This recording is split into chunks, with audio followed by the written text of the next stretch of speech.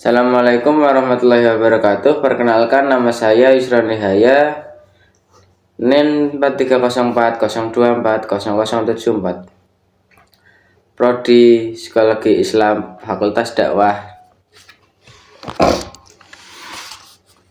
Nah, di video ini saya akan menyampaikan review dari salah satu buku yang cukup menarik, yaitu Tafsir Ayat-Ayat Dakwah dan Psikologi karya Agus Hermawan, MA. Buku ini membahas ayat-ayat Al-Quran yang berhubungan dengan dakwah, kepribadian, jiwa, dan perkembangan manusia dari sudut pandang tafsir dan psikologi. Dengan bahasa yang cukup mudah dipahami, buku ini cocok untuk kita yang ingin mendalami nilai-nilai Islam secara lebih relevan dengan kehidupan sehari-hari. Nah, lanjut pembahasannya. Bab 1. Konsep dasar tafsir. Bab ini membahas pengertian tafsir baik secara bahasa maupun istilah. Tafsir dijelaskan sebagai usaha untuk memahami pesan-pesan Al-Quran secara lebih mendalam dan kontekstual. Penulis juga menjelaskan beberapa metode tafsir, seperti tahlili yang menjelaskan ayat per ayat dan maudhu'i yang tematik sesuai isu tertentu. Disinilah kita dibekali landasan awal sebelum masuk ke pembahasan tafsir tematik dan lebih spesifik di bab berikutnya. Bab kedua yaitu ada tafsir ayat tentang kepribadian. Pada bab ini dibahas Quran Surat Al-Baqarah ayat 177. Ayat ini menegaskan bahwa kepribadian seseorang muslim sejati bukan hanya ditentukan dari arah sholat atau aspek formal ibadah, tetapi juga dari komitmen moral dan sosial. Misalnya, membantu orang yang membutuhkan, sabar menghadapi ujian, dan menepati janji.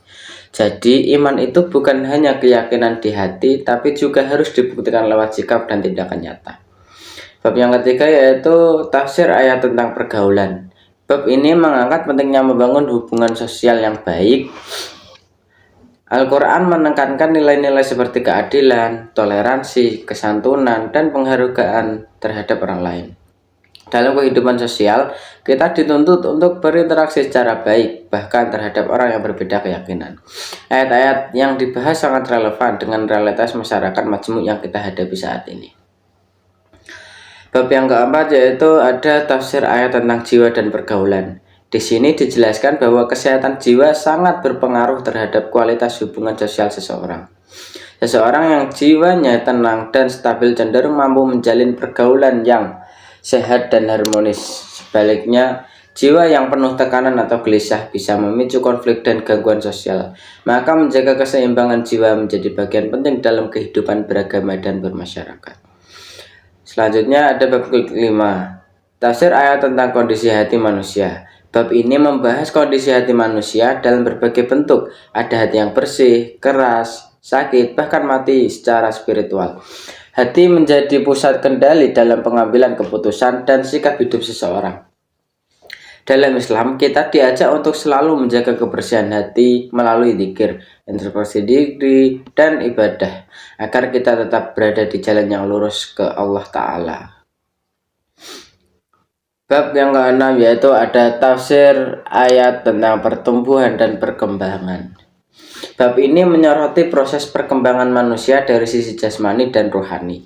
Dalam pandangan Islam, pertumbuhan manusia tidak hanya diukur dari usia atau fisik, tetapi juga dari kedewasaan akal, kestabilan emosional, dan kematangan spiritual. Pendidikan yang seimbang antara ilmu dan akhlak menjadi kunci dalam membentuk manusia yang utuh dan berdaya. Berikutnya yaitu ada bab ke-7, tafsir ayat tentang proses belajar.